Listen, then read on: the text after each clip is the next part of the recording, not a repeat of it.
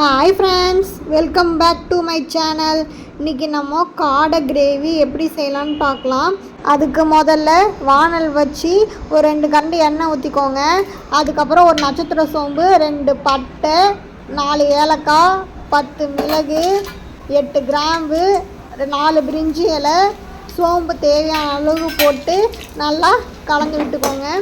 எல்லாம் நல்லா பொரிஞ்சு வரட்டும். கூடவே 4 பச்சை மிளகாயும் சேர்த்து நல்லா கலந்து விட்டுக்கோங்க. அப்புறம் வெங்காயம் 2 கட் பண்ணி வச்சுருக்கேன், அதையும் சேர்த்து நல்லா வதக்கிக்கோங்க. நல்லா வதங்கணும். நல்லா வதங்கின பிறகு இது கூடவே ஒரு 2 தக்காளி கட் பண்ணி வச்சுருக்கேன், அதையும் சேர்த்துக்கிறேன். சேர்த்து நல்லா வதக்கிக்கலாம். இது கூடவே 1 ஸ்பூன் இஞ்சி பூண்டு விழுது சேர்த்து நல்லா வதக்கிக்கலாம். அதுக்கப்புறம் கொஞ்சம் கருவேப்பிலையும் சேர்த்து நல்லா கலந்து விட்டுக்கலாம். இப்போது கழுவி வச்சுட்டு ஆடையை இதில் சேர்த்துக்கலாம். எல்லாத்தையும் சேர்த்துட்டு நல்லா கலந்து விட்டுக்கலாம். இப்போ இது கூடவே கொஞ்சம் மஞ்சள் பொடி தேவையான அளவுக்கு, அப்புறம் கொஞ்சம் உப்பு தேவையான அளவுக்கு ஆட் பண்ணிவிட்டு மறுபடியும் இதை நல்லா கலந்து விட்டுக்கலாம். எல்லாம் நல்லா மிக்ஸ் ஆகிற அளவுக்கு கலந்துக்கலாம். இப்போது இதை ஒரு மூடி போட்டு மூடி வேக வச்சுக்கலாம். ஒரு 10-15 நிமிஷம் வேகட்டும். இப்போ ஓப்பன் பண்ணி பார்க்கலாம். பார்த்திங்கன்னா காடை நல்லா கொஞ்சம் வதங்கி இருக்குது. இப்போ இதுக்கு தேவையான அளவுக்கு தண்ணி ஊற்றிக்கலாம். தண்ணி ஊற்றிட்டு நல்லா மறுபடியும் கலந்து விட்டுக்கலாம்.